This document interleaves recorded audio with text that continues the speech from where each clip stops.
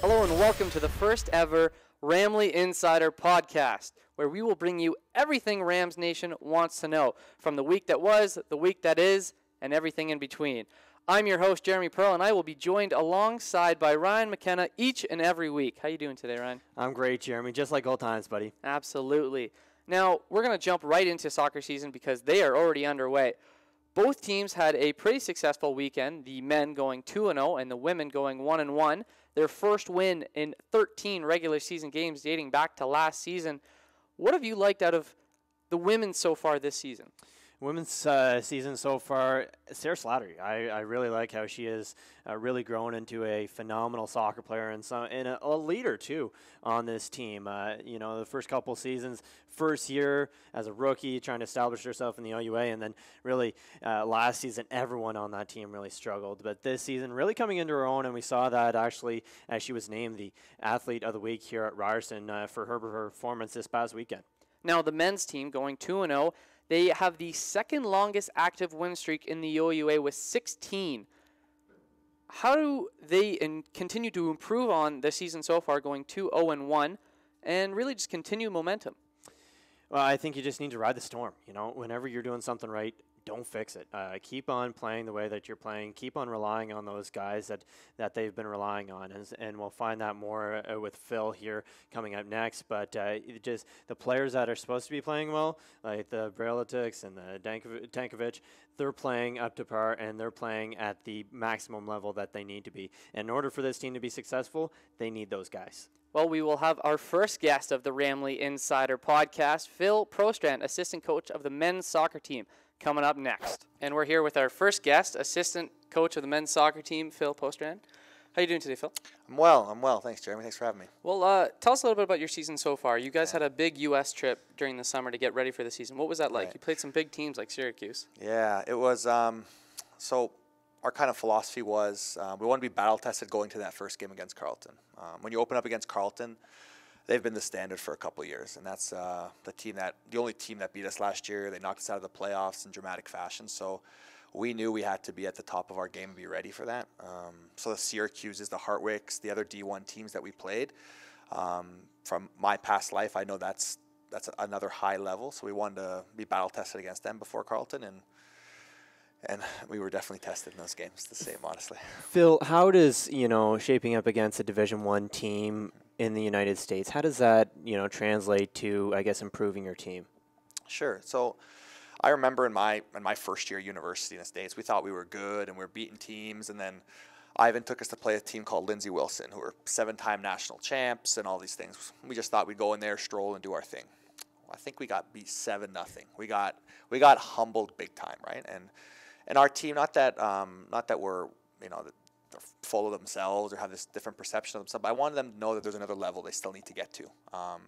After being unbeaten for 13 games last year, maybe some of them thought that there isn't much higher to go. Maybe got a little bit too comfortable? Yeah, maybe. So we wanted to play the Syracuses and the Hartwicks to let them know that there's another level to get to, and I think that experience was invaluable, especially for the young guys, right? So now they won't play a tougher team than Syracuse probably in their 4 years, to be honest. So far this year, you guys have started 2-0-1 with the one tie coming against the dreaded Carleton. Sure. Don't remind me. What have you liked so far from the team in such a young season?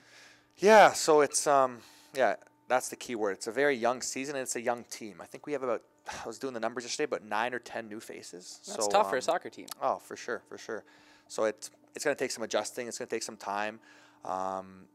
This Sunday against UFT, obviously, will be one of our biggest tests of the year. When we play them, it's always very difficult, but the team is young. We've seen some good flashes from some young guys too, so we're excited where the team's going, where the program's going, but we got our work cut out for us, absolutely. Phil, who are some of those players that you've really liked so far, performance-wise? Yeah, so you always look at your leaders, your 4th, 5th year players. Our 2-time All-Canadian Alex Bralatic is playing like a man possessed. Armin Tankovic, also 5th year player, he's playing really well. They're both finally in my 4th year. Wow, time flies.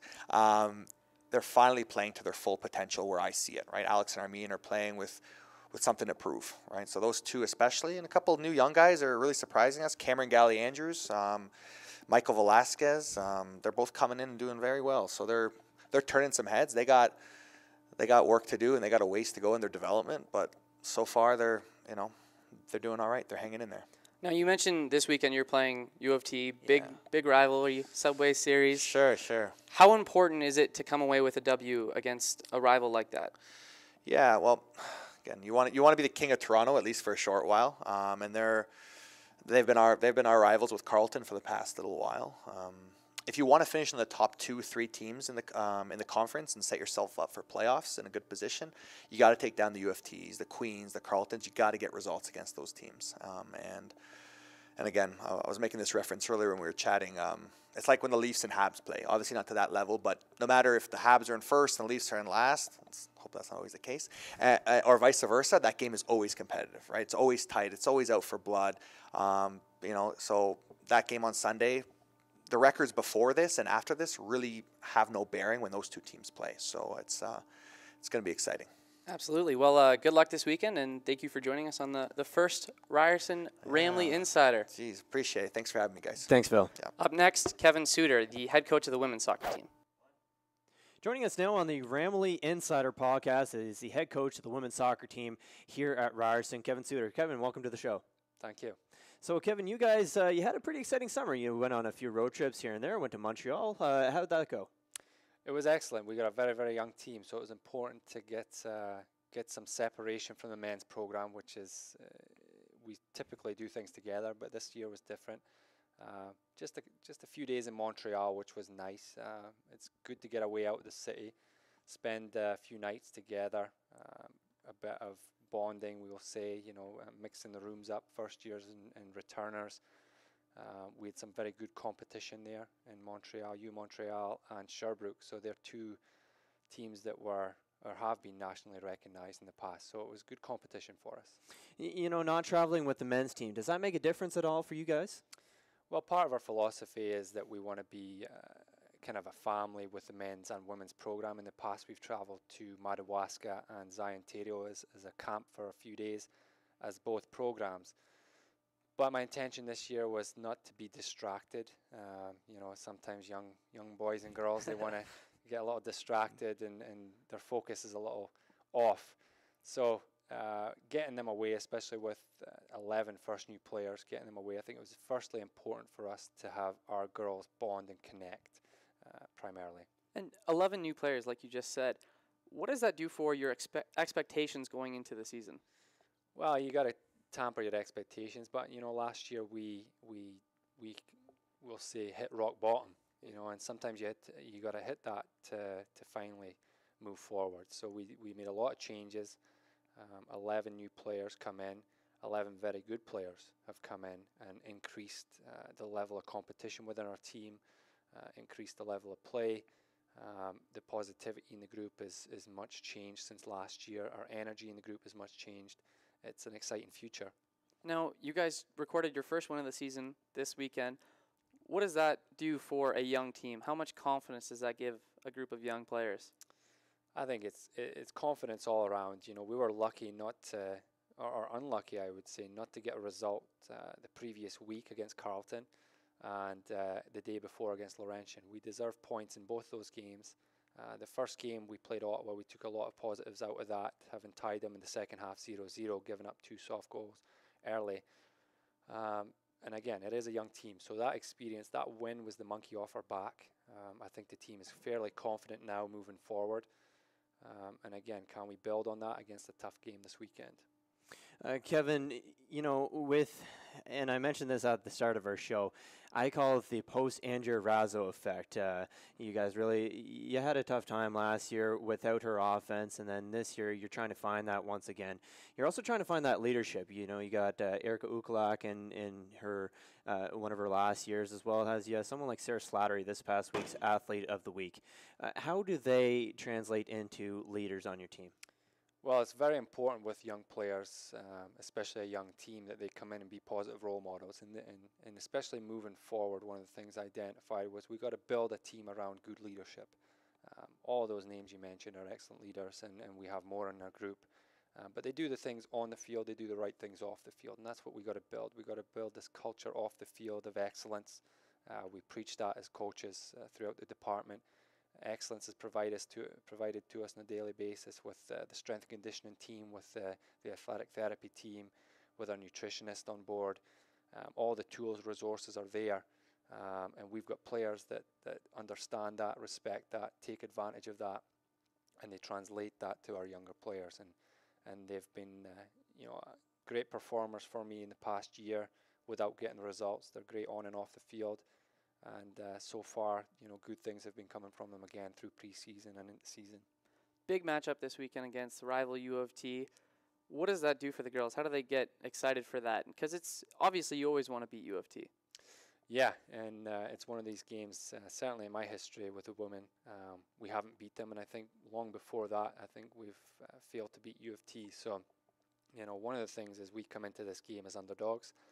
But we're underdogs that have a chance, have a real chance. In the past, we've always come in the games since I've been here as underdogs. But it's, you're just hoping for everything to click on the day to get the result. I think we're in a great position this year. They are our rivals. They're going to come into the game having last year beat us twice and probably, maybe take us a little bit for granted, and we can hopefully hit the ground running.